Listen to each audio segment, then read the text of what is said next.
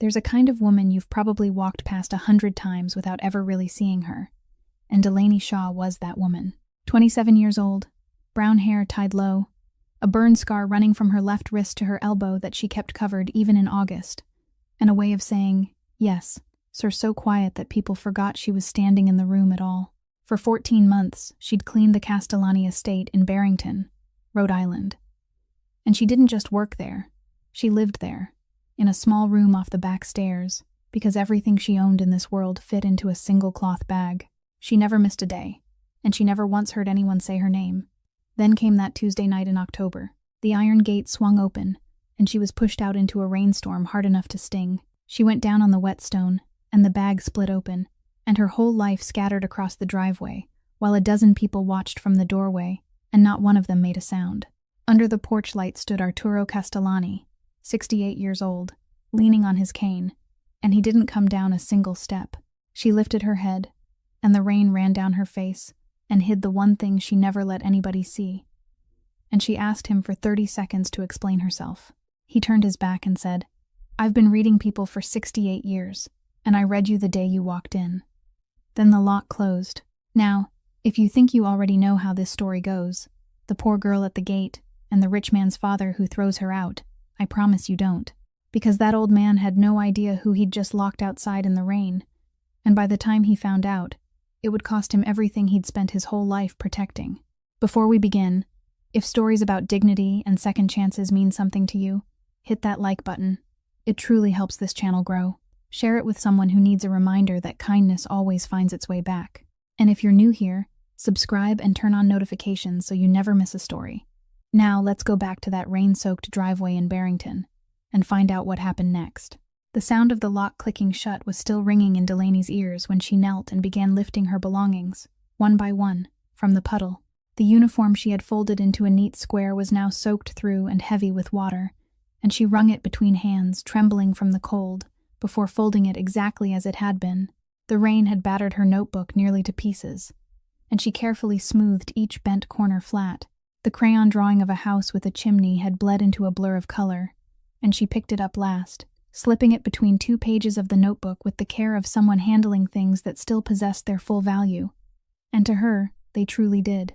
Then she rose, adjusted the canvas bag on her shoulder, and started walking. The road along the bay stretched ahead of her, dark and slick, while wind swept in from the water and struck her in cold, relentless waves. She didn't have a car. Her phone had died sometime that afternoon, and the charger was still inside the small room beside the back staircase, the room she no longer had the right to enter. There wasn't a single name in her mind that she could call. She searched through her memory, one person after another, faces she recognized but hearts she didn't truly know, and every time a name surfaced, a reason followed that made calling impossible. Yet the strangest thing about that night wasn't that she had nowhere to go, it was that she had nowhere to return to, because the place they had just forced her out of was the place where she had been living. As she walked, she counted silently in her head. She didn't think about her dignity.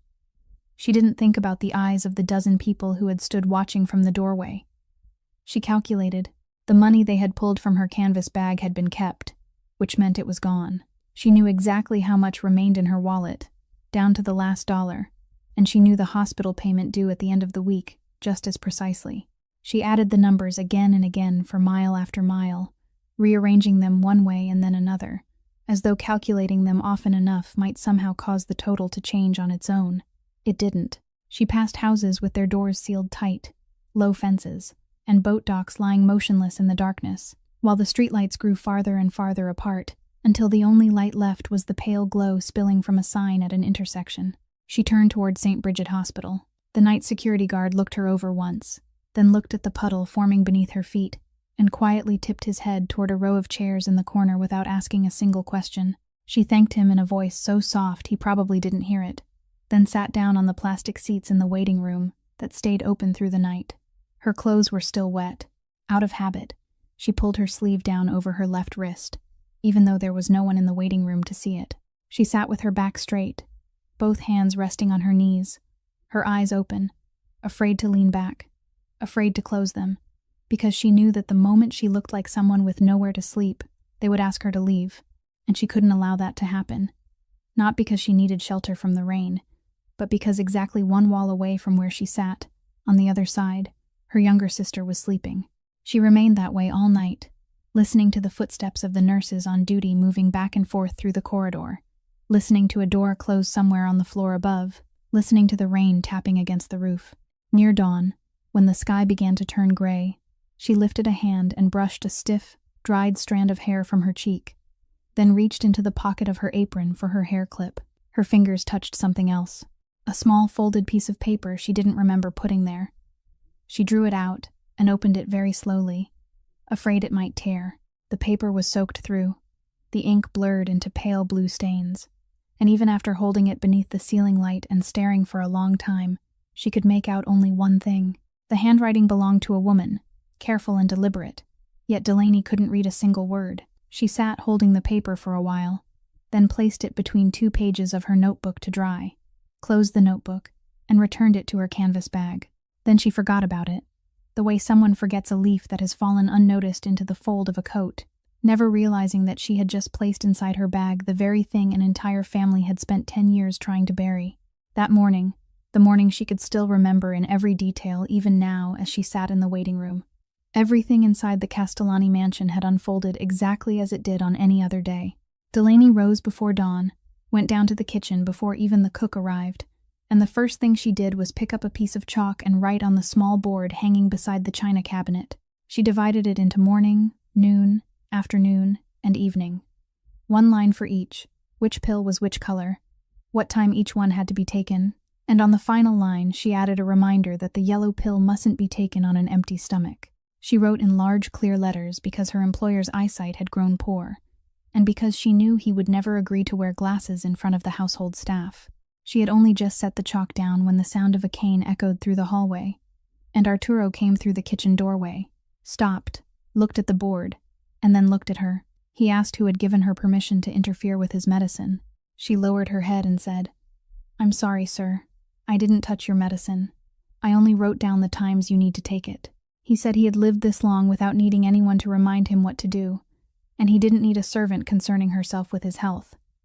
She said, "Yes, sir," and he walked away. Then she picked up the chalk and finished the line she had left incomplete. That afternoon, Mrs. Birdie called her over, handed her a ring of keys, and told her to go upstairs and clean the room at the far end of the hallway, the room that had belonged to the late mistress of the house, the room that remained locked all year and was opened only a few times annually, so the dust could be wiped away.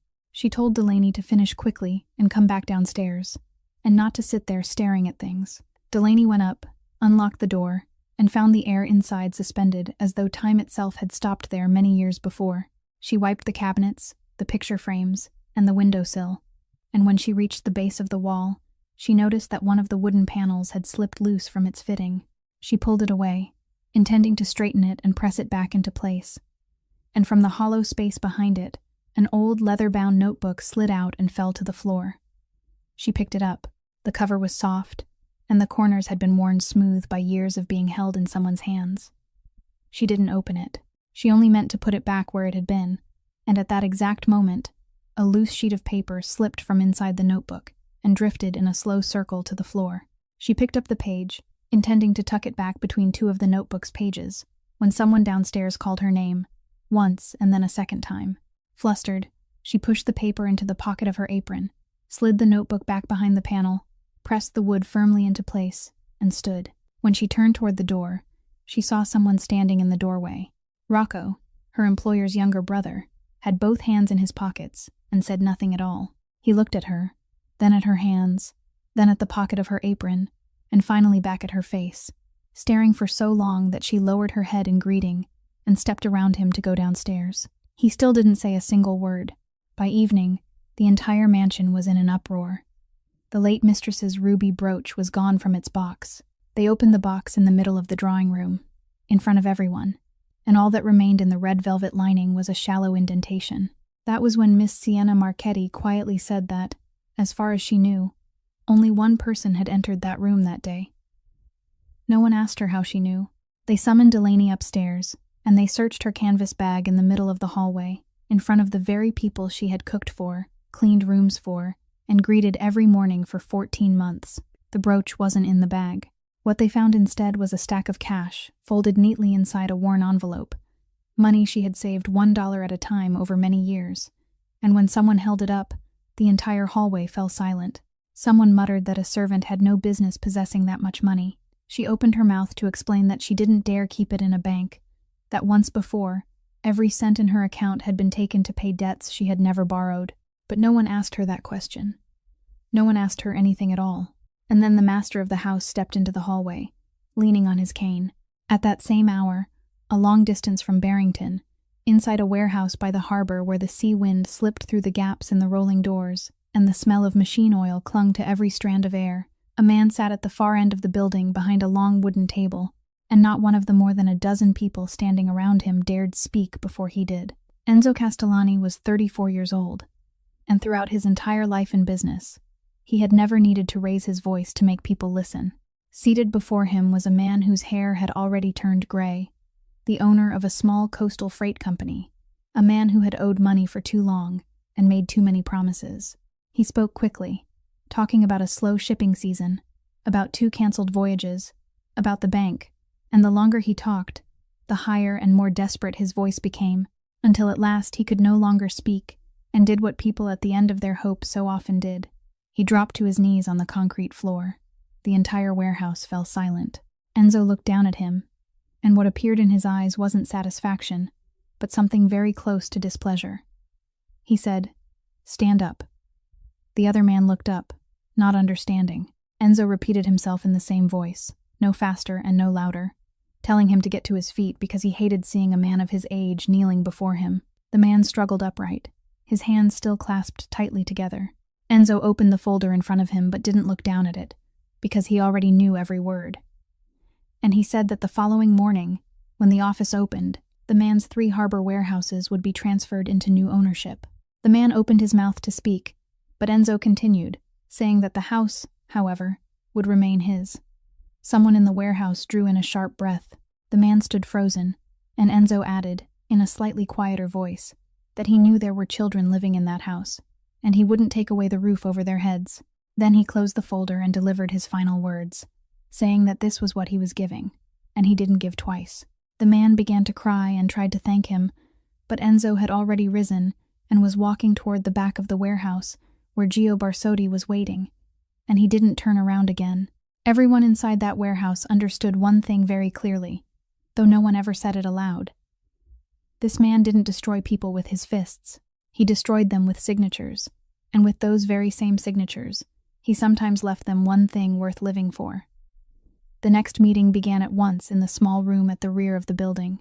4 men sat around the table, papers covering the wood, freight contracts and transfer deeds for several harbor routes that Enzo was slowly bringing into legitimate operation, the very work that made half his family look at him as though he were a traitor. He was listening to Gio speak when the phone on the table began to vibrate. He glanced at the screen and answered, because the name appearing there belonged to someone who had never called him at this hour. On the other end came the sound of weeping. It was the broken, choking sob of an elderly woman, and it took her a long time to form the words. The only sentence she managed to say was, "They've just thrown the girl out, sir. They've put her out there." Enzo didn't ask a single question. He didn't ask who had thrown her out, didn't ask why, didn't ask where she was now. He simply stood there and listened until the woman had finished, his eyes fixed on some distant point on the wall in front of him, while everyone in the room watched his jaw tighten. Then he placed the phone down on the table very gently, told the men seated there that they were stopping, and walked out of the room without another word. Outside, the rain was lashing the harbor until the entire waterfront had turned white. He drove through the storm, and by the time he reached the mansion, it was already past 3 o'clock in the morning.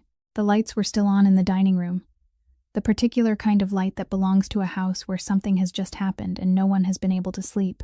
Enzo walked straight through the entrance hall, rainwater still running in dark trails down the shoulders of his coat. And at the head of the long dining table, his father was sitting with one hand resting on the top of the cane propped beside him, a cup of tea before him that had gone cold long ago. Enzo stopped in the middle of the room and asked whether his father had checked the cameras. Arturo didn't look up. He only said that he didn't need to. Enzo asked whether he had questioned her, then, whether he had asked her even one thing. Arturo said he didn't need to.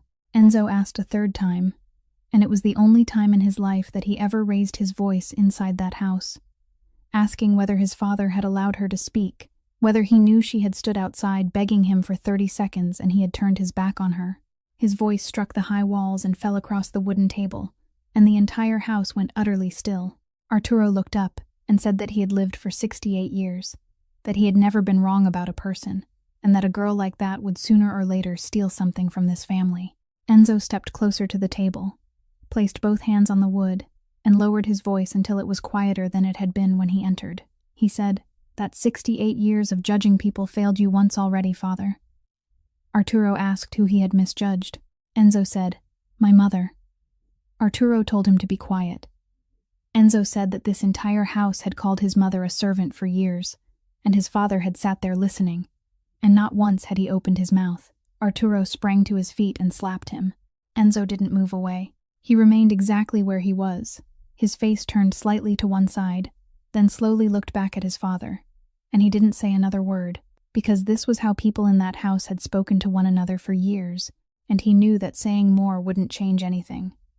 From the doorway behind them came the faint sound of a man clearing his throat. Rocco stood there wearing a sleeping cardigan, a glass of water in his hand, looking like a man who had just been awakened by an argument inside his own home. He walked in, set the glass on the table beside his brother, then turned to Enzo with a gentle expression, the expression of an uncle who cared for his nephew, and told him that it was enough, that it was late, that he should calm down, that his father's heart wasn't strong, and whatever had happened could be dealt with in the morning. Enzo didn't answer.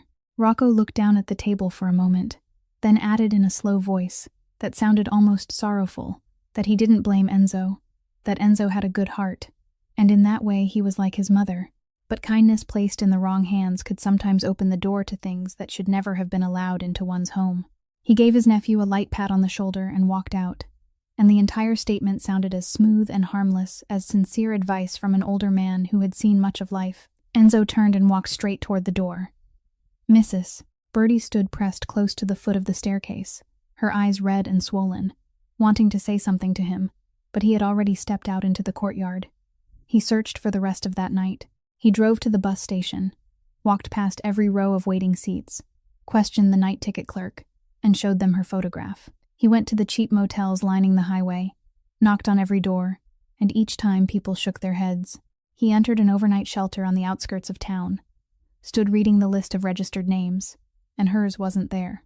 He drove through rain-soaked streets, his headlights sweeping across empty sidewalks, and every time he saw the shape of someone huddled beneath an awning, he stopped, and every time it wasn't her, the sky slowly brightened, and still he couldn't find her, because he was searching for someone who had nowhere to live, while what heaven had left her that night wasn't shelter, but a reason.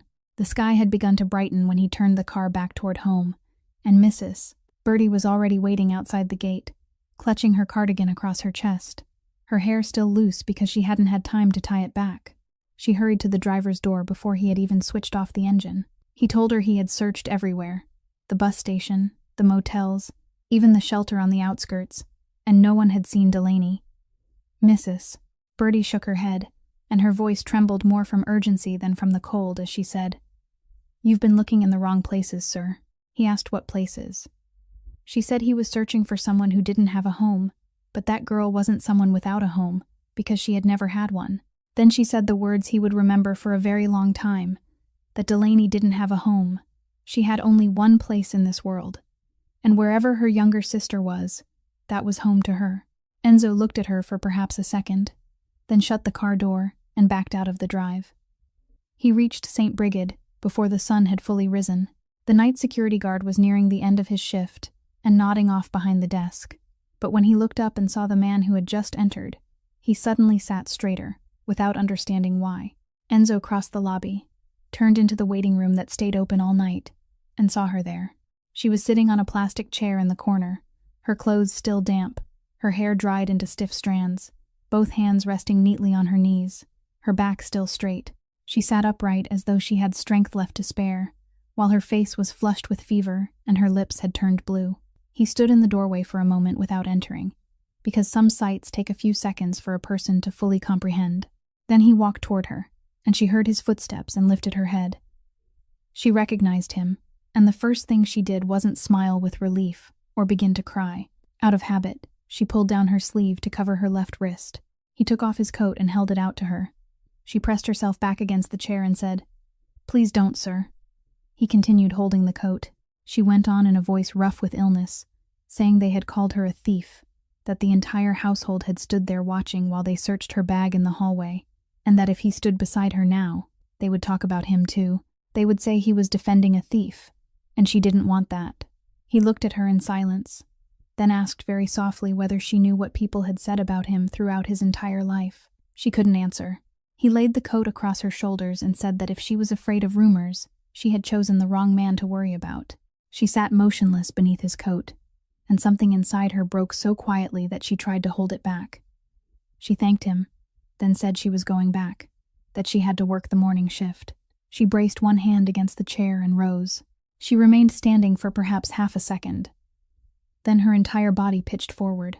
He caught her before she struck the floor, and the first thing he noticed was how fiercely hot she was, so hot that the heat came through the layers of damp fabric. He called out, and the nurse on duty came running. He carried her to the car, and throughout the drive to the hospital, she drifted in and out of delirium. She didn't speak about the brooch. She didn't mention the people who had stood watching her the night before. She didn't ask why. She only called her sister's name, again and again, sometimes as though soothing her, sometimes as though apologizing, saying, "I'm here. I'm not going anywhere. I paid it. I'll pay it Friday. Don't worry." Enzo drove with one hand while the other held her steady, and he heard every word. A person could be stripped of shelter, of a name, even of dignity, and in delirium, that person would beg for whatever had been lost most painfully. She begged for none of those things, and at that moment, inside a car moving through streets still wet from the previous night's rain, Enzo Castellani understood that this young woman didn't need anyone to prove her innocence. She only needed enough money for Friday. She woke the following afternoon in a room with a window overlooking a row of trees, white blankets, white pillows, and such profound quiet that she thought she might still be dreaming. The first thing she did was raise a hand to touch her left wrist, and she found that someone had changed her into a hospital gown with long sleeves. The second thing she did was ask what time it was and what day it was, in the frightened voice of someone afraid she had slept through something important. "Mrs."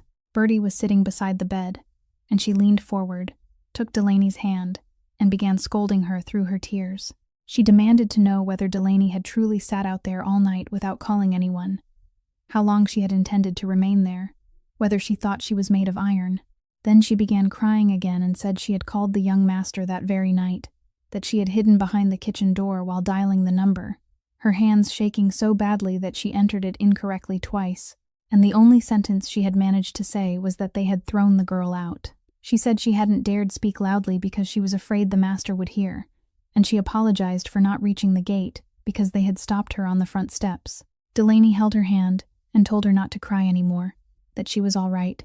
"Mrs." Bertie wiped her eyes with her sleeve and scolded her once more, saying that anyone who kept insisting she was all right was usually the one about to be anything but all right. Then she sat in silence and looked at Delaney, and there was something in her eyes heavier than pity, something Delaney didn't yet know how to understand. The door opened. Enzo entered, carrying a thin folder. "Mrs." Bertie stood and left the room, closing the door very softly behind her. He pulled a chair closer and sat down, placed the folder on the table beside the bed, and told Delaney that the full cost of her sister's surgery had been paid, that there was nothing left for her to worry about on Friday, and that the hospital would schedule the operation as soon as possible. Delaney lay motionless for 3 breaths. Then she pushed herself upright, and for the first time in the 14 months she had spent at the mansion, her voice was no longer quiet. She said, "You had no right to do that." He looked at her. She said the girl was her sister, that she had raised her since she was young enough to drink from a bottle, and that she had never used her to gain anything from anyone. She said she wouldn't trade her sister for his compassion, or for the compassion of his family. She said that the night before, they had searched her bag in the middle of the hallway, and today he had paid her sister's hospital bill, while she was still the same girl that everyone in that house regarded as a thief, and she didn't want to spend the rest of her life bowing her head beneath the weight of a favor she had never asked for. Enzo let her finish. He didn't interrupt her once. Then, when she stopped and sat there breathing hard, He said very softly that this wasn't compassion. She asked what it was. Then, he said it was a debt. She asked what debt. He said his family owed her, and he had paid the money first, but he didn't yet know how to repay the rest. She looked at him for a long time, searching his face for the pity she had grown accustomed to seeing in other people's expressions over the years, and she couldn't find it. At last, she said she would accept, but on one condition. He told her to name it. She said she wanted to sign papers.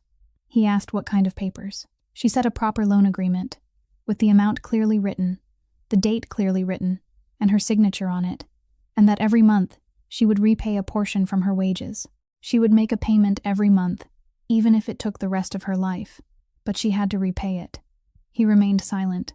She added that if he wouldn't agree, she would find another way, that somehow she would manage, because she had been managing for 10 years already. Enzo looked down at the hand she had clenched around the edge of the blanket, then nodded. He took a blank sheet from the folder and wrote the agreement by hand right there, in the firm, decisive handwriting of a man accustomed to signing his name to things of immense value, then handed it to her to read. She read it from beginning to end, studying it as carefully as though she were reading a sentence handed down by a court, then took the pen and signed. He lifted the paper, folded it in half, and slipped it into the inside breast pocket of his jacket. He didn't know that many years later, the paper would still remain intact inside his home, and that the person who preserved it would not be him. The following morning, the doctor told Delaney she would have to remain in the hospital for several more days until her fever had completely broken, and the only thing that kept her from lying still was the fact that every Tuesday she went to the other side of the wall to sit with her sister, and if she failed to go that week, the child would know immediately that something was wrong. She told Enzo that Junie was very perceptive, that he shouldn't underestimate her, that all Delaney had to do was change a single word and the girl would notice. He said he would go in her place. She hesitated, then gave him one instruction after another. She told him not to mention anything about what had happened to her, told him that if Junie asked, he should say her sister was working an extra shift, and reminded him to say that she would come the following Tuesday. He listened to everything, nodded, and left. At St. Brigid, the morning sunlight slanted through the windows of the children's ward, and at a blue plastic table pushed against the wall, a 10-year-old girl, with her hair tied into 2 pigtails, sat coloring, surrounded by an entire row of crayons arranged neatly by color. Enzo stopped in the doorway. The girl looked up at him, and she wasn't frightened at all. She merely narrowed her eyes and studied him from head to toe before asking at once, "Who are you to Sister Laney?" He walked in, pulled out a plastic chair, and sat down. The chair was so low that his knees nearly reached his chin, and he said he worked with her sister. Junie nodded as though that explained everything, then said that meant Sister Laney probably made him straighten things too. He said she did. The girl burst into laughter, and the sound seemed to brighten the entire corner of the room. She said her sister was strange about things, that everything had to be straight. Towels had to be folded straight. Books had to be lined up straight. And once Junie had left a crayon lying sideways, and when her sister saw it, she had to turn it straight before she could make herself leave. He said he believed her. Then the girl began telling him about her drawings, explaining that she made many of them, that she kept the beautiful ones, and that she kept the ugly ones too because she couldn't bear to throw them away. She showed him one drawing of a tree, one of a road, and one of 2 people standing beside each other, one tall and one short. He sat listening with both hands resting on his knees, and he didn't know how to respond, because throughout his entire life and business, he had sat across from every kind of person. He had listened to people beg, bargain, and lie, and he had always known what to say next. Sitting at that blue plastic table, he didn't know. Then Junie pulled a sheet of paper from the stack, pushed it across to him, and told him to take it home and give it to her sister. He picked it up. It showed a house with a red roof, 2 square windows, and a large chimney sending smoke into the air in round curls. The girl pointed at the chimney and told him very seriously that he had to tell her sister she had drawn one this time, because every house her sister liked had to have a chimney, and she wouldn't accept one without it. He asked why her sister liked chimneys. Junie shrugged and said she didn't know, only that her sister said a house with a chimney was warm inside. Enzo sat very still for a long time, holding the drawing in his hand. Then he said he would place it directly into her sister's hands. The girl held out her little finger and made him promise, and he linked his finger with hers, the hand that had signed contracts capable of costing people everything they had built in a lifetime, hooked around the little finger of a 10-year-old child. and he held it there for several seconds. When he stood to leave, the girl called after him and told him to remind her sister that she had to come the following Tuesday, because Junie was saving her most beautiful drawing, one she hadn't shown anyone yet. He said he would.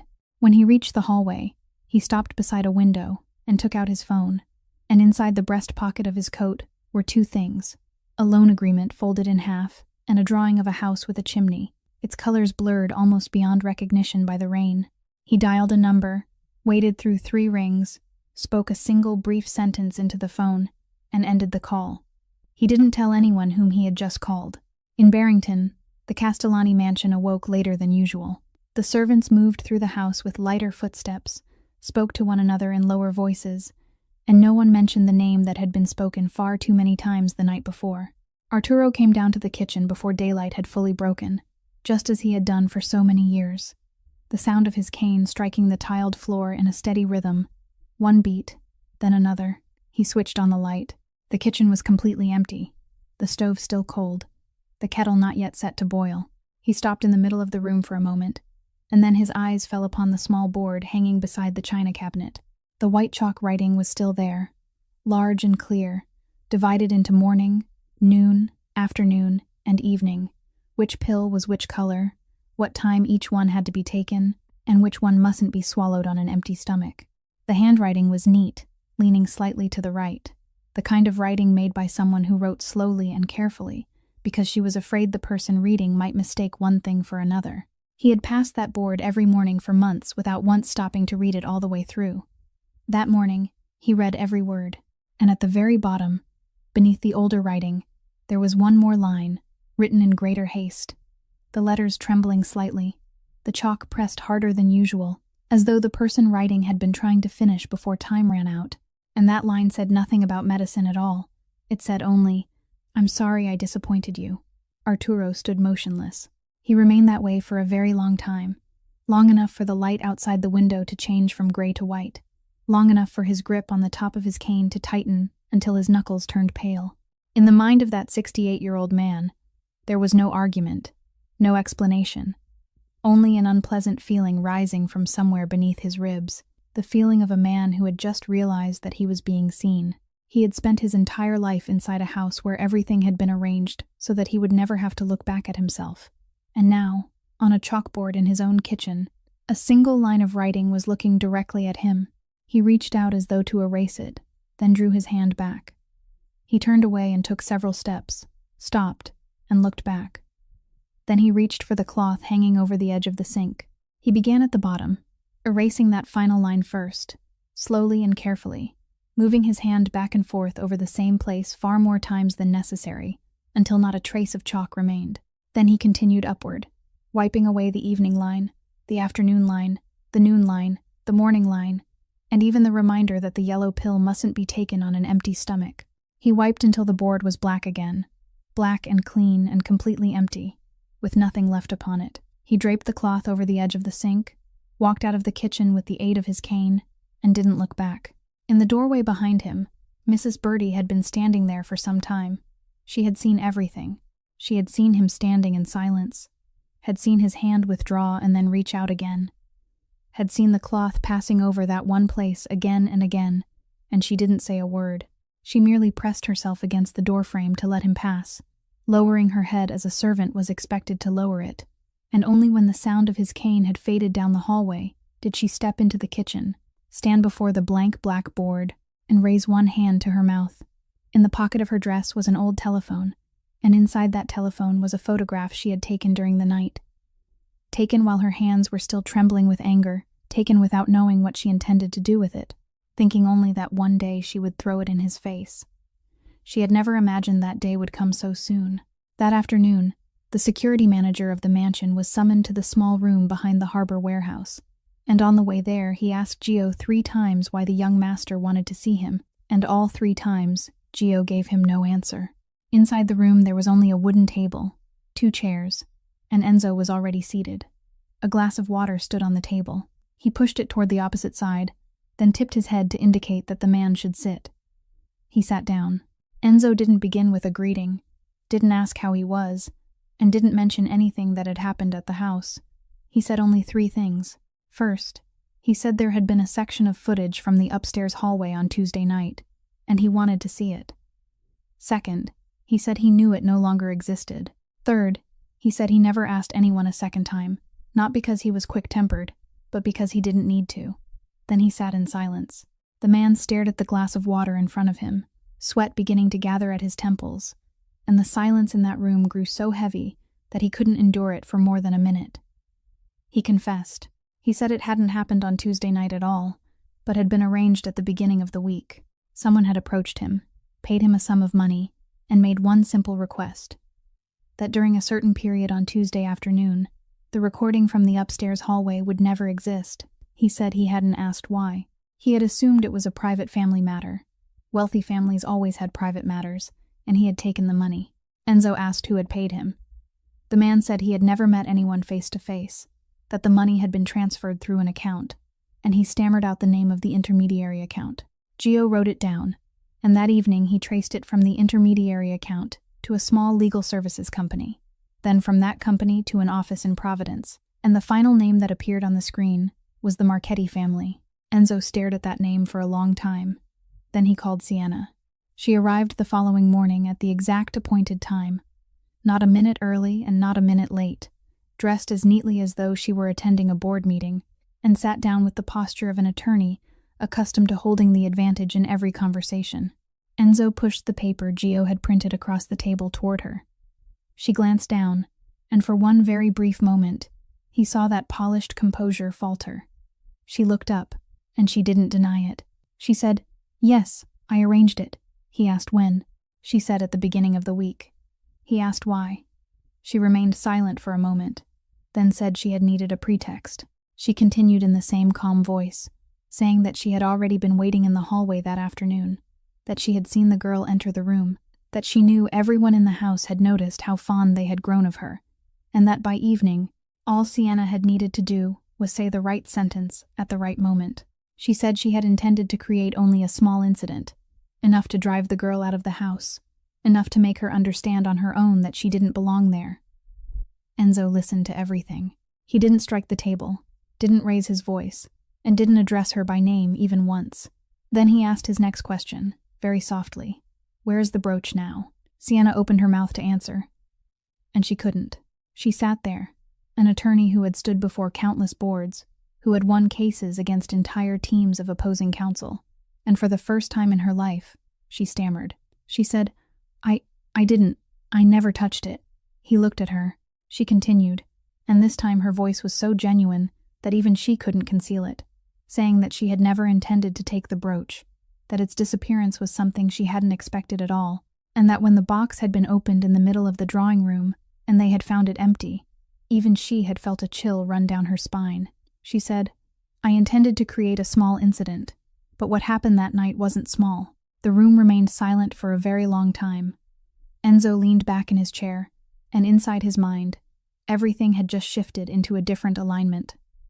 Someone had been one step ahead of her. Someone had known in advance that a pretext was going to be created, and had quietly hidden behind it to take something else. And that person, he thought, didn't care about the brooch in the slightest.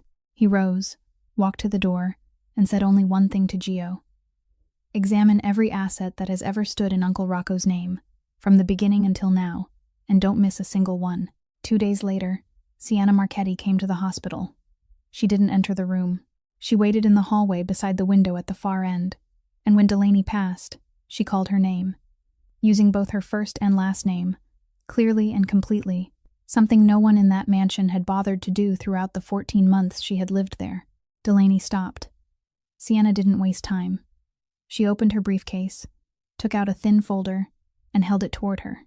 Inside were documents for a nursing program in Boston, bearing official seals, signatures, the name of the person in charge, and even a telephone number she could call to verify everything. Along with them was confirmation of a full scholarship, housing for the 2 sisters near the school, and a statement clearly explaining that the cost of her sister's continuing treatment would be transferred to a medical facility in that city. Sienna told her to take it home and read it carefully, that everything was real, everything was legal, the program was funded by her family's foundation, and no one could take it away. Delaney turned through the pages one by one. She read slowly, while Sienna stood watching her. knowing perfectly well what she was showing her. It was the life Delaney had folded away and hidden when she was 17. The year she had been offered a place at school and never arrived to claim it because she had been holding a baby who still needed to be fed from a bottle. Delaney closed the folder and asked what the condition was. Sienna said that she had to leave the state and never return. Delaney asked whether that was all. Sienna said that was all.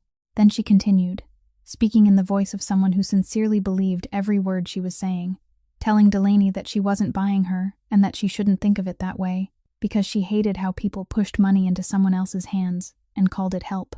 She said she was giving Delaney the very life she had dreamed of since childhood. She would be able to return to school. Her sister would receive proper treatment. The two of them would have a decent place to live, and she would never have to clean anyone else's house again. She said the price of all those things was only one man who had never belonged to Delaney in the first place, and Delaney understood that better than anyone.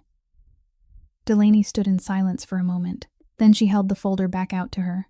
Sienna didn't reach for it, and she asked whether Delaney understood what she was refusing. Delaney said, "Yes, ma'am. I understand very well. I've counted every dollar for 10 years, so I know exactly what these papers are worth." Then she continued, her voice still as soft as it had always been, but slower now and clearer, saying that if Sienna truly wanted to give someone something, she wouldn't have attached a condition to it. She said this wasn't giving, it was buying, and Sienna was trying to buy her with her own dream. But someone had already placed a price on Delaney once before. They had paid with a place to sleep and a meal to eat, and she had spent 14 months bowing her head in return. She placed the folder on the windowsill, offered Sienna a very polite farewell, and turned away. Sienna remained there with the papers in her hands, and for the second time in 2 days, she couldn't find a single word to say. Delaney was discharged at the end of the week. Enzo asked what she planned to do, and she said she wouldn't return to work as a servant, not because she was angry with anyone, but because she didn't want her sister to grow up and learn that the woman who had raised her had continued cleaning the house that had thrown her out. She applied for a position as a hospital aide at St. Brigid, in the very place where her sister was being treated, and they hired her after a single interview. That afternoon, the two of them sat in the hospital parking lot eating sandwiches bought from a cart at the end of the street, the wrappers spread across the hood of the car. She glanced at him and said he had probably never eaten anything like that before.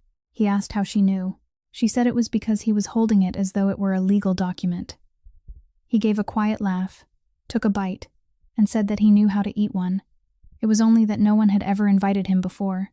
Not long afterward, on an evening as ordinary as every other evening at the mansion, Arturo sat down at the dining table and took his medicine before the meal because he had mistakenly remembered that it was supposed to be taken beforehand, and he ate nothing because he wasn't hungry that night. About 15 minutes later, he collapsed against the edge of the table.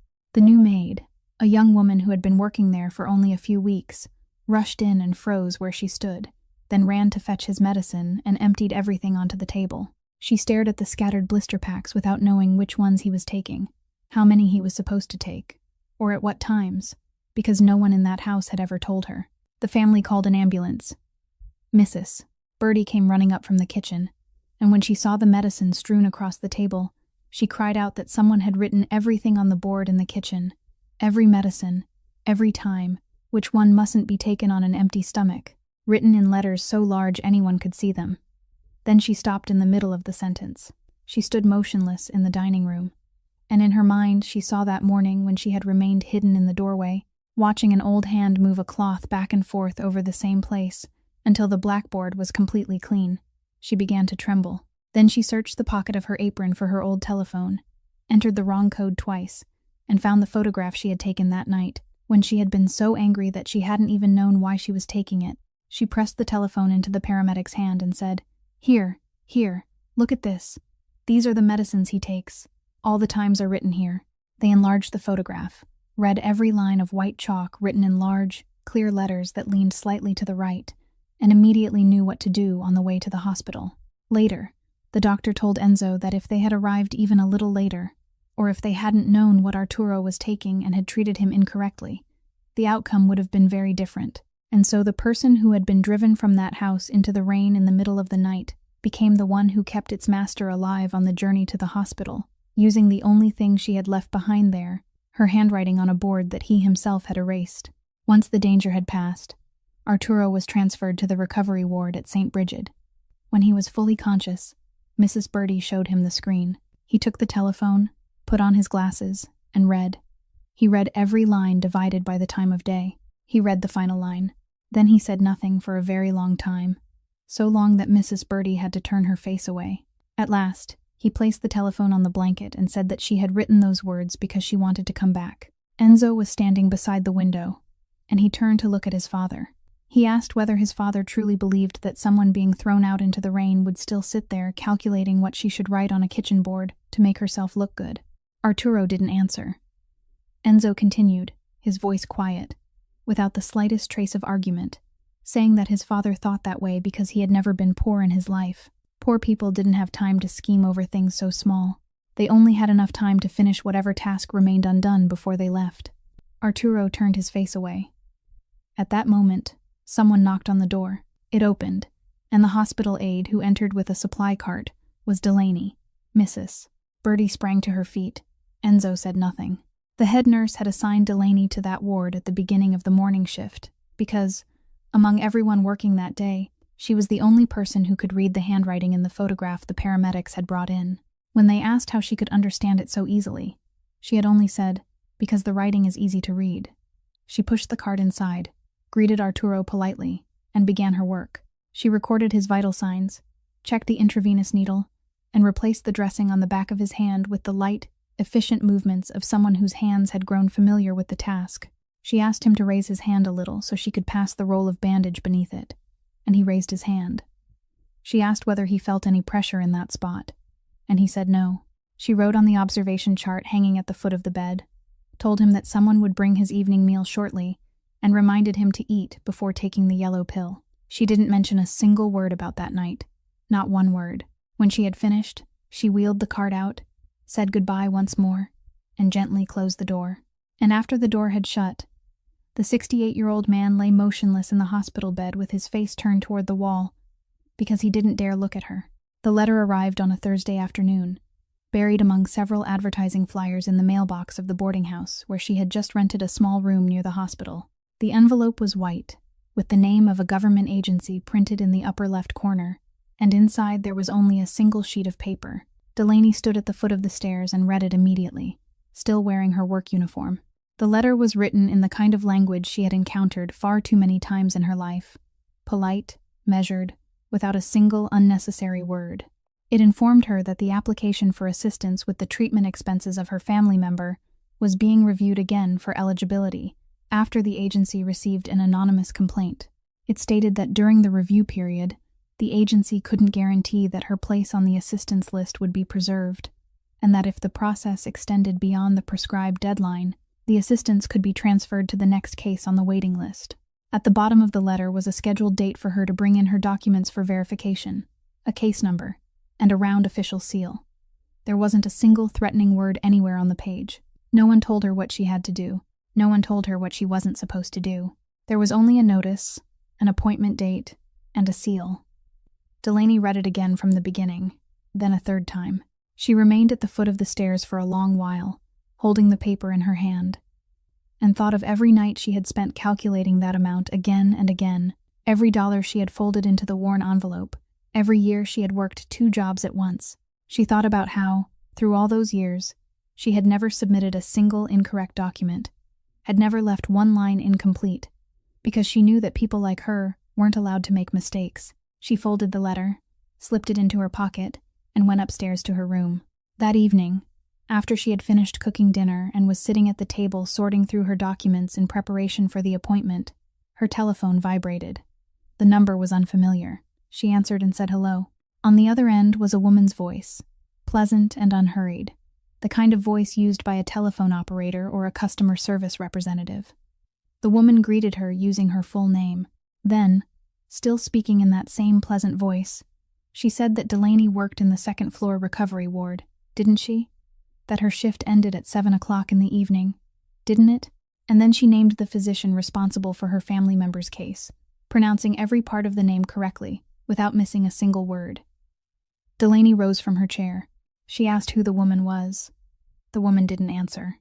She only said, in the same courteous tone she had used from the beginning, that Delaney should consider whether this state was still suitable for her family, because there were many other places where life would be much easier. Then she wished Delaney a pleasant evening, and ended the call. Delaney stood in the middle of that small room with the telephone still pressed to her ear, listening to the steady tone on the disconnected line, and she didn't lower her hand. There had been no threat in the call.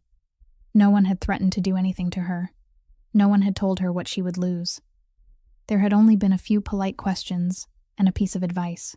And that was precisely why she remained rooted to the spot for so long, because she understood perfectly that they didn't need to threaten her. They only needed to let her know that they knew everything about her, where she worked, what time she went home, even about the letter lying inside her pocket. She placed the telephone on the table. She thought about calling Enzo. Her finger touched the screen. Then she drew her hand back. She thought about the night he had driven through the storm searching for her, about the slap missus Bertie had told her about at the hospital, about his father lying in a bed on the floor below, and she thought that the man had already stood up for her more than enough.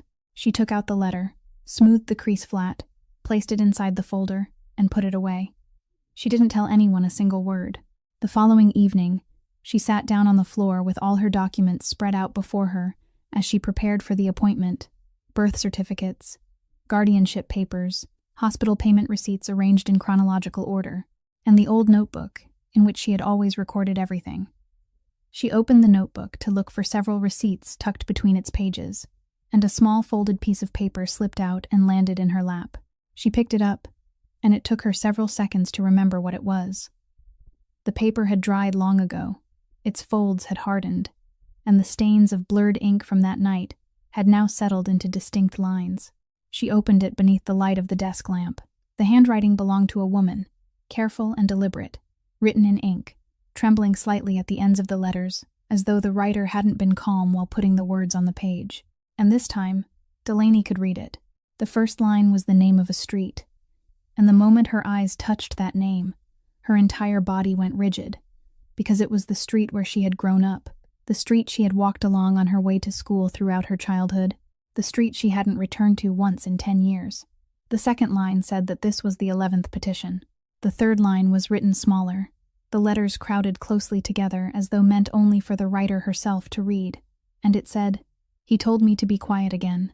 She sat motionless on the floor for a very long time, holding the paper in both hands, reading those 3 lines again and again, until the words no longer seemed to mean anything.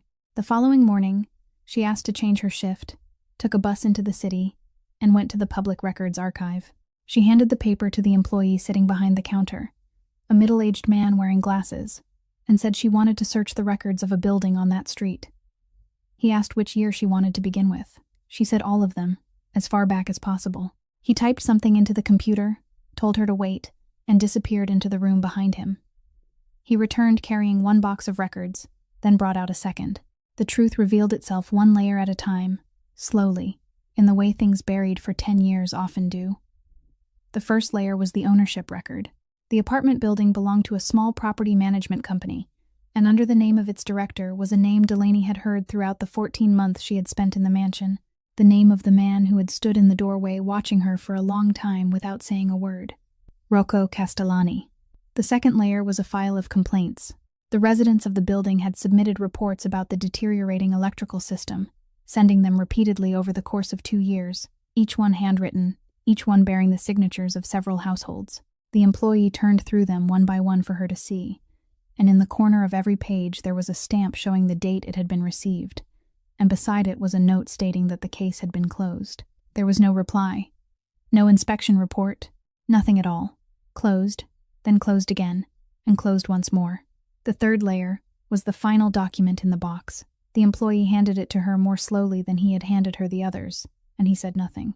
It was a report from the fire department, dated the day the building had burned, stating that the preliminary cause had been traced to the old electrical system in the very area that had been the subject of repeated complaints. The date on that report was only a few months after the final petition. Delaney stared at the date. She knew that date. She had lived with it for 10 years. The night she had been carrying her infant sister to a neighbor's home to ask for water to mix the baby's formula, and that was the only reason the 2 of them were still alive. She lowered herself onto the chair against the wall, still holding the report in her hand, and she didn't cry. She only sat there. She thought about the woman who had written those 3 lines on the small folded piece of paper, the woman who had sat inside the locked room on the upper floor of the Castellani mansion and counted all the way to the 11th petition. She thought about what a man had said to her in the hospital, that this wasn't compassion, that it was a debt, that his family owed her. At the time, she had believed he meant the night in the rain. The employee came to stand beside her and gently told her that it was time to close. She looked up and saw that nearly all the lights in the room had already been turned off. She found Mrs. Birdie the following afternoon in the small cafeteria on the hospital's ground floor, where the older woman always went to sit whenever she came to visit the master. Mrs. Birdie was seated with a cup of cold tea before her, and when she saw Delaney enter, she smiled, but the smile slowly faded as she looked more closely at her face. Delaney pulled out the chair opposite her, sat down, placed her hands on the table, and went straight to the question. She asked why, 10 years earlier, the housekeeper of the Castellani family had gone all the way to St. Anne Church to find an orphan child. Mrs. Birdie set down her cup of tea. She looked at Delaney for a moment, then her eyes filled with tears, and she raised both hands to cover her face. She wept without making a sound, her shoulders trembling in waves, while Delaney sat quietly and waited. Then Mrs. Birdie lowered her hands, wiped her face with her sleeve, and began to tell her. She said that after that night, after Delaney's parents were gone, the mistress of the house summoned her to her private room one morning, closed the door, and handed her an envelope. The mistress instructed her to take it to St. Anne Church, place it directly into the priest's hands, and tell him only one thing, that he mustn't say who it came from. The following month, there was another envelope, then another the month after that. It continued that way, regularly, without missing a single month, without ever arriving late, and there was never a sender's name on the envelope, never a single written word enclosed with it. Mrs. Birdie said she was the one who delivered them. Every month, she took the bus there, handed the envelope directly to the priest, and returned home, and she had never once asked why. She said she had simply believed that the mistress felt compassion for 2 orphaned children, because that was the kind of woman she had been, someone who felt deeply for anyone who suffered. Delaney sat without moving. She thought about her high school years, about the money the priest had given her every month while telling her that someone had sent it for her and that she should accept it. She thought about the money that had paid for her sister's first hospital stay, the time the doctor had said the child needed to be admitted immediately. When Delaney had been only 18 years old and had nothing in her possession except an employee card from the grocery store where she worked, she had asked the priest many times who was sending the money, and every time he had only shaken his head. Mrs. Birdie continued, her voice catching in her throat, saying that when the mistress died, the envelope stopped because her death had come too suddenly for her to leave instructions with anyone. She said she had stood at the funeral with only one thought in her mind, wondering how those 2 children would survive now.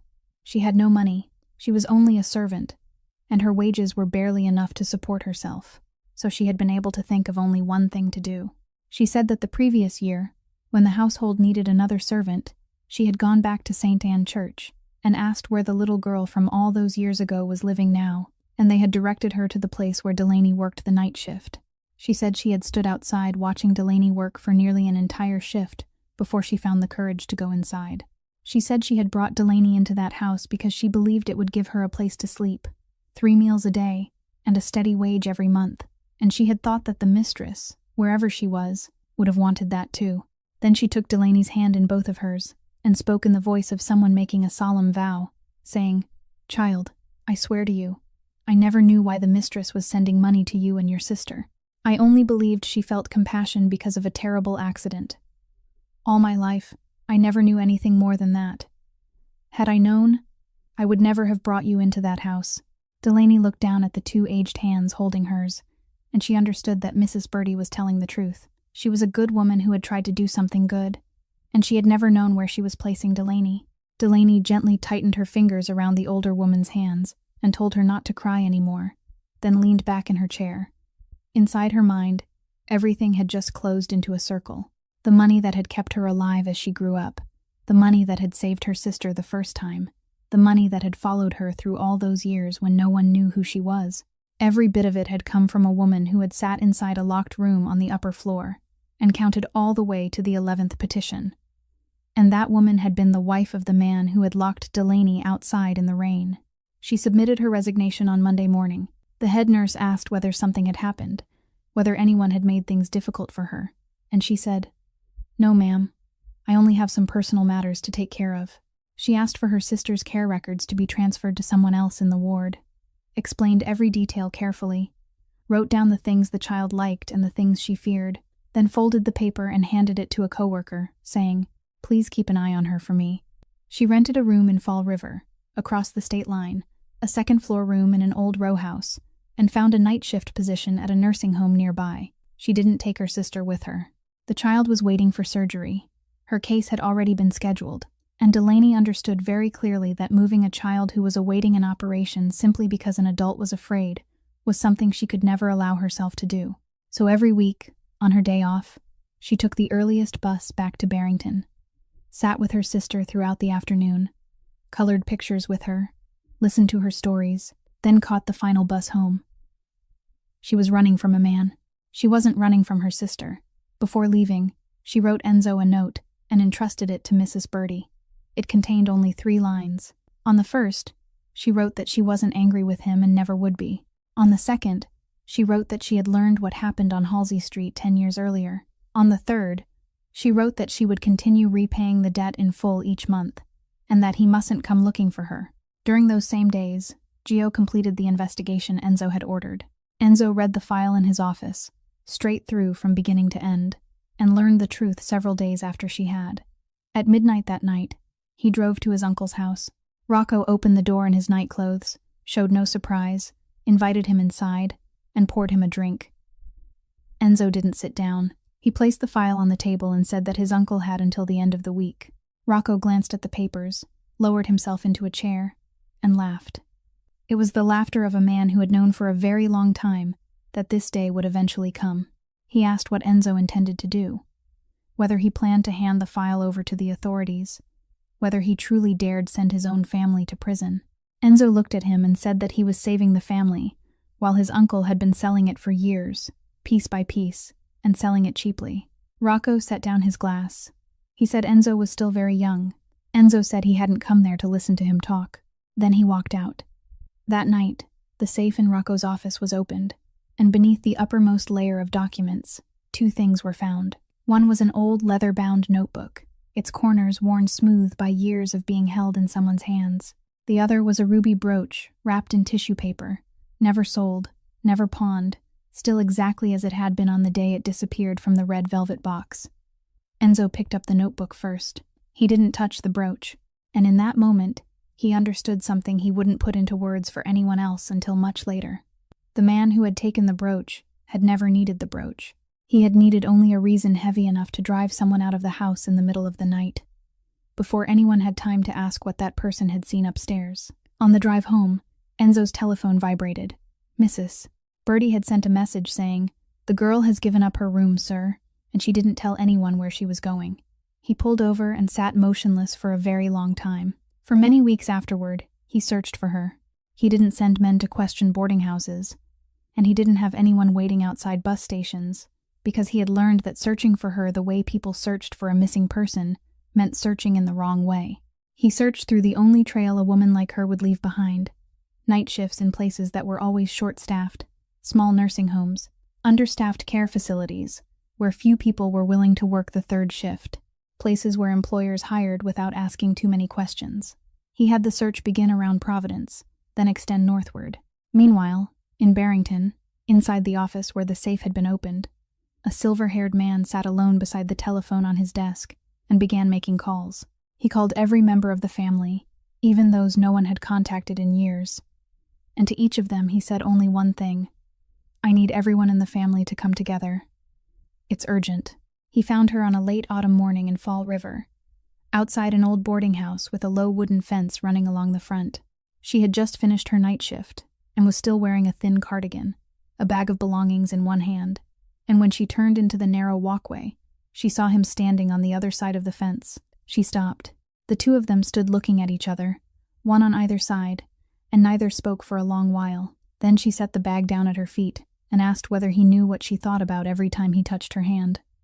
He didn't answer. She said she thought about 11 petitions.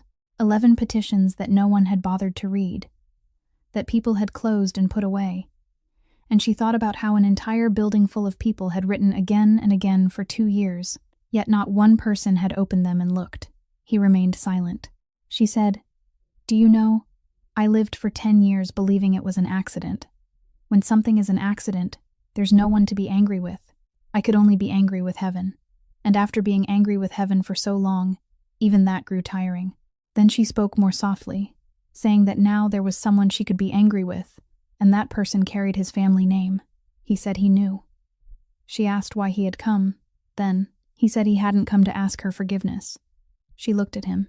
He continued, saying that he had come to return what his family had taken from her. He hadn't brought money. He didn't mention the surgery, housing, or work. He simply placed his briefcase on top of the wooden fence, opened it, and took out a bundle of papers that had yellowed with age. He passed them across the fence. She took them. They were the original complaints, not copies. The paper thinned by time, the folds worn into white lines. She turned over the first page. It bore the handwriting of many different people, the names of families whose faces she still remembered, apartment numbers she had passed every day on her way home. She reached the bottom of the page, where the signatures were written, and she froze. There, among all the other names, was a signature she hadn't seen in 10 years. Her father's signature. The same strokes, the same way he extended the final letter and drew a line beneath it, the line she used to trace with a pencil on the backs of old bills when she was a child. She turned to the second page. It was there too. The third page. There again. She went through the entire bundle, one sheet at a time, and his handwriting appeared on every one, always near the bottom of the page, always with the same line beneath it. That man had signed, then signed again, and again, time after time, for 2 full years, asking for something that never received an answer. Delaney stood there holding the papers in both hands, turning them backward and forward as though, if she looked often enough, she might find one more page. Then her shoulders began to shake. She lowered her head and cried. She cried aloud, the kind of weeping that had been held back for so long that when it finally broke free, it sounded like someone struggling to breathe. She sank to the ground beside the fence, pressed the papers against her chest, and wept that way for a long time. Enzo didn't step over the fence. He didn't walk around to the gate. He didn't offer a single word of comfort. He only remained where he was, on the other side of those old wooden boards, and waited. When her sobbing had quieted, he bent down, took the final object from his briefcase, and placed it on top of the fence. It was an old leather-bound notebook, its corners worn smooth. She lifted her eyes toward it. He said it had belonged to his mother. She didn't reach for it. He continued, his voice quieter now than it had been when he arrived, saying that he had held the notebook in his hands for 3 nights, and on every one of those nights, he had thought about burning it. She asked why. He said there were things inside it that, if brought into the light, would cost his father everything he had spent his life protecting. He said he was his father's son, and he had intended to bury it deeply, and continue living as though it had never existed. Then he pushed the notebook toward her. He said, "But this isn't my story." He said, "This belongs to you, and I have no right to decide for you." Delaney looked at the notebook resting on the wood between them. She didn't take it immediately. The sky was slowly brightening behind the row of buildings, and the fence was still there between them. The notebook remained in her hands for exactly 4 days. For 4 days, she read it 1 page at a time, during the empty hours between 2 shifts.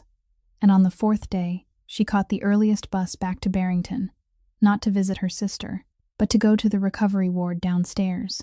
She knocked on the door of the man who had locked her outside in the rain, placed the notebook on the blanket before him, and said that this belonged to his wife, that she had read it, and now she was returning it to him, and what he chose to do with it was his decision. She could have remained silent. She could have kept the notebook, handed it to an attorney, or allowed it to remain buried as it had been for 10 years, and her life would have been far more peaceful. She chose to give it to him.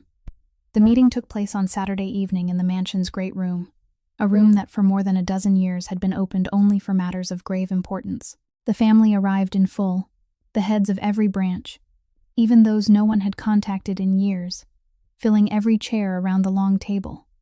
Rocco was the first to rise and speak. He spoke in the voice of a heartbroken uncle, not that of a man launching an attack. He said that the man who had led the family in recent years had allowed personal matters to interfere with the affairs of the whole house, had argued with his own father in the middle of the night over a servant girl, had ordered the records of his relatives searched as though their homes belonged to thieves, and had sold off business routes that had supported several branches of the family for years. He said, "I love the boy. I held him when he was still a newborn.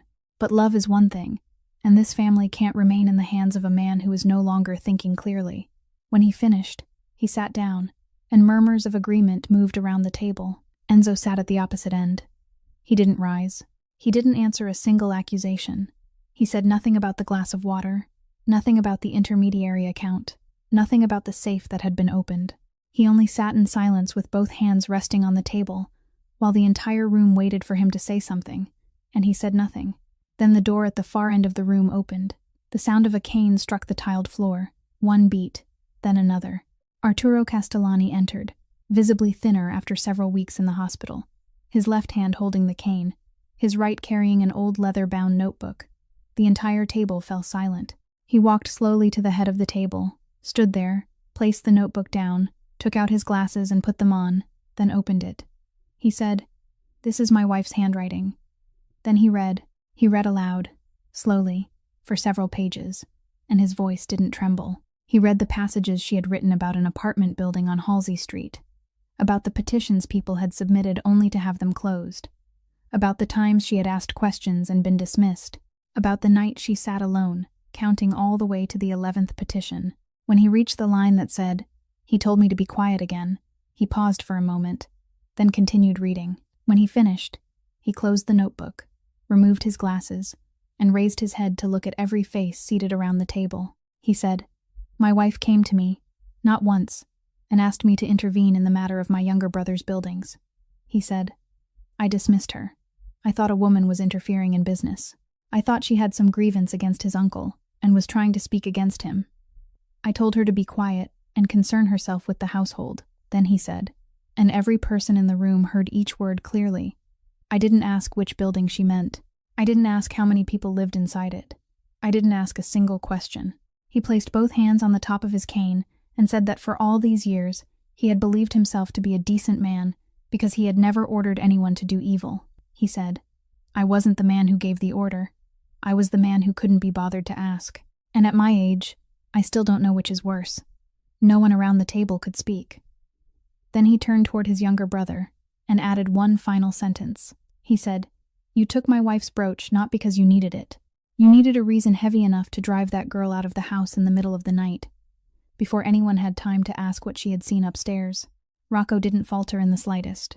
He straightened in his chair, waited for the silence to thin, then said in a sorrowful voice that his brother had only just returned from the hospital, that the medication was still strong in his system, that his mind wasn't clear, and yet the entire family was sitting there listening to him read several pages from the journal of a dead woman. He said the dead could write anything they pleased, but the living had a duty to preserve this family. Murmurs moved around the table again, and this time they leaned in his favor. Some people began to nod. Someone quietly suggested that they should simply hold the vote and be done with it, and in the middle of that moment, a chair scraped back at the far end of the table. Sienna Marchetti rose to her feet. She had arrived with her father at the beginning of the evening and had sat in silence the entire time without saying a word, and now she walked forward carrying a thin folder. Her father called her name once. She didn't turn around. She placed the folder in the center of the table and said that it contained every letter and transaction exchanged between her and the man sitting there over the past several months, who had suggested what, who had paid whom, and who had instructed her to mention that girl's name at the exact right moment that evening. She turned to another page and continued, saying that the folder also contained a list drawn up by that same man, a list of the people who could be discarded if everything came to light, and her name was on it. The entire room went utterly silent. Rocco said nothing. Sienna turned to look at him and said that he mustn't look at her that way, because she wasn't standing there for the girl. She said she had never cared for her, not for a single day, that she had tried to drive her away and wouldn't deny it. Then she spoke her final words, and her voice had become dry and hollow, saying that all those months she had believed she was the one arranging the pieces on the board, only to discover that she had been one of the pieces. She closed the folder, left it on the table, and walked out of the room. No one called her back. No one offered a word of thanks. She passed through that door without looking back once, and she left with empty hands, losing her position within her family's corporation, and the place the entire Marchetti family had already prepared for her inside that house. The council voted that very evening. Rocco was stripped of all authority within the family, removed from every operation conducted under the Castellani name, and the case Gio had assembled was delivered directly to the attorneys before the week was over. They escorted him from the room, and on the way out, the man who had spoken with gentle composure all his life couldn't manage a single word. Several days later, the anonymous complaint submitted to the government agency was withdrawn, and the treatment assistance granted in the name of Delaney's sister was fully restored. After everyone had risen from the table, Sienna's father walked around to the head of it. He began speaking about his daughter, saying that she too had merely been used, that he hoped the Castellani family would understand, that their two families had done business together for many years. Enzo didn't allow him to finish. He removed a document from the papers before him and pushed it across the table. The man lowered his eyes to read it. It was the renewal of the Marchetti family's harbor contracts, already signed and sealed, and the date of the signature came before the night when everything had been exposed.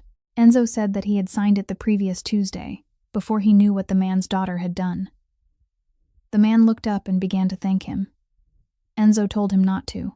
Then he rose, took the coat draped over the back of his chair, and spoke the final words of that meeting, saying that he didn't need to take revenge on anyone. He only needed to stop giving.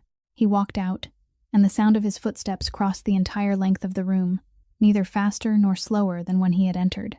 Delaney had returned to work at St. Brigid at the beginning of the week, after receiving word that her sister's case had been reinstated and the surgery would be scheduled soon. She resumed the night shift in the recovery ward, and one morning, near the end of her shift, as she pushed the supply cart out of the final patient's room, she saw a man sitting at the far end of the hallway on a plastic chair against the wall, both hands resting on the top of his cane. Someone told her that he had been sitting there since before dawn. He had waited through nearly her entire shift. He hadn't asked anyone to call her, hadn't asked which room she was in, and hadn't given anyone his name. He had simply sat there. Delaney pushed the cart toward him, stopped, and greeted him politely, just as she always had. Arturo used his cane to rise. He stood slowly, and when she instinctively reached out to help him, moved by the reflexes of her profession, he gave a slight shake of his head. He straightened through his own strength, then reached into the pocket of his coat, took out a small bundle wrapped in tissue paper, opened it, and revealed the ruby brooch. She looked down and recognized it at once, because she had been there on the night they opened the red velvet box in the middle of the drawing room. He said they had found it inside his brother's safe, intact, without the slightest damage. Then he held it out toward her. He said, "This belonged to Enzo's mother. She didn't reach for it." He continued, his voice rough and slow, saying that long ago, she too had worked as a servant in his family's home. He said she had entered his house through the back door, just as Delaney had, at the same age, with the same quiet way of speaking. He said his entire family had called her a servant, had called her that for all those years, even after she became his wife, even in front of his son. He paused for a moment, then said, "And I sat there listening. I listened at every meal, and not once did I open my mouth to defend her." The hallway was empty then, with only the distant sound of someone's cart rising from the floor below. He said, "You aren't the first person I've hurt." Then he said, and this time his voice broke on the final word, "But you will be the last." Delaney looked at the brooch resting in his aged palm. She didn't take it. She said, "I can't accept it, sir." He looked up. She said, "I don't need you to give me anything." "I never did." He asked what she needed, then, and told her to name it, that he would do anything. She remained silent for a moment. Then she said, "I only need you to call me by my name." He stood there holding the brooch, and at first he didn't understand. She continued in the same quiet voice, saying that she had lived in his house for 14 months, had cleaned his rooms, arranged his medicine, and greeted him every morning, and throughout those 14 months, he had never once called her by her name. She said he had called her the girl, the servant, that young woman over there. She said, "My name is Delaney Shaw, sir." The 68-year-old man stood motionless for a very long time. Then his lips moved, and he called her name, Delaney. That was all. A single name. 2 simple syllables spoken in the voice of an old man who was being forced to relearn something he should have understood long ago. Then his shoulders collapsed.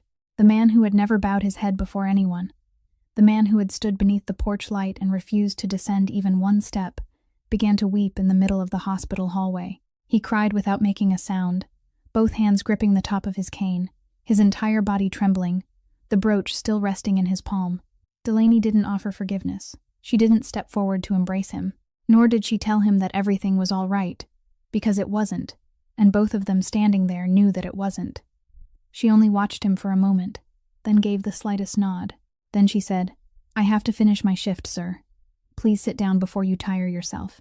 And she pushed the supply cart onward toward the end of the hallway, leaving the man standing there with the name he had just spoken for the first time in his life. The day of the surgery arrived on a clear morning at the beginning of winter. Junie was wheeled out of her room on a hospital bed, her hair neatly tied on both sides, and she smiled at her sister in the hallway. She waved, then suddenly remembered something and called after her, telling her not to lose the drawing and to keep it safe. Delaney said she had it, and she was keeping it very safe. The doors closed, and there were 4 people in the waiting room that day. Delaney sat at one end of the row of chairs, both hands resting on her knees. Enzo sat beside her and remained silent the entire time. Mrs. Bertie sat farther inside, passing rosary beads through her fingers while her lips moved in prayer. And at the far end of the row, the man with the cane slowly lowered himself into a chair and placed beside him a small medicine box, divided neatly into separate compartments for morning, noon, afternoon, and evening, each one in its proper place. No one spoke to anyone about what had happened before. The morning passed, then noon came and went, and the surgery lasted longer than expected. When the doors finally opened and the doctor stepped out, all 4 of them rose at once. The doctor said there had been one area that required additional correction, which was why the operation had taken longer, but everything else had gone well, and the child was stable. Mrs. Bertie sank back into her chair. Arturo turned his face away. That afternoon, when Junie awoke, she opened her eyes and looked around the room, saw her sister sitting beside her, and the first thing she asked was, "Where is the house with the chimney, sister?" 1 year later, Delaney returned to nursing school with a scholarship she had applied for herself, tested for herself, and earned for herself without asking anyone for a single favor. Her wedding was held in the backyard of the mansion. It was a small ceremony with only a few dozen guests, no distant relatives, no reporters, and none of the elaborate rituals that family had always been accustomed to arranging. She walked between the 2 rows of chairs, and the man escorting her was Arturo, because she no longer had a father. He walked slowly with the support of his cane, and he didn't say anything throughout the entire walk. Halfway across the yard, the wind began to rise, the cold kind that swept inland from the bay. He stopped, released her hand, removed the coat he was wearing, and placed it over her shoulders. Then he took her hand again, and they continued walking. On a wall inside the house, in the most visible place, hung a drawing of a house with a red roof, 2 square windows, and a large chimney sending smoke upward in round curls. The colors had been restored, the paper had been pressed flat, and the drawing had been properly mounted in a wooden frame. Junie stood before it for a long time, then turned and asked who had healed her picture, and no one answered her. That evening, after nearly all the guests had gone home, Enzo took a folded sheet of paper from a drawer. It had grown old, and the crease down the middle had become worn. He held both edges and was about to tear it when Delaney stopped his hand. He looked at her. She told him not to tear it. He asked why. She said she still had many years before the debt would be fully repaid, and she wanted to repay every last dollar. Then she said that in that entire house, it was the only thing she had earned entirely by herself. He folded the paper again and returned it to its place.